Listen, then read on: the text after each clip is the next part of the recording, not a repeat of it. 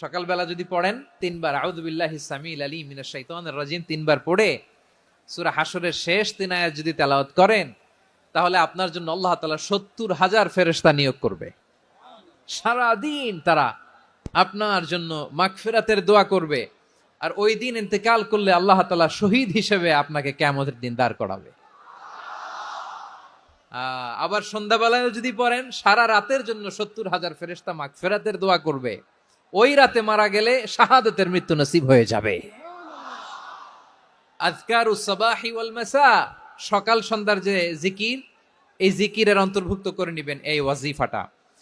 যে হাদিসটা বর্ণনা করলাম সুনানে তিরমিজির হাদিস, যদিও হাদিসটা সনদের দিক থেকে দাঈফ, কিন্তু মুহাদ্দিসিন ইকরাম বলেছেন যেহেতু এটা ফাজাইলুল আমালের হাদিস, এটা পড়ার ক্ষেত্রে কোনো নিষেধাজ্ঞা নাই, এটা পড়া যাবে।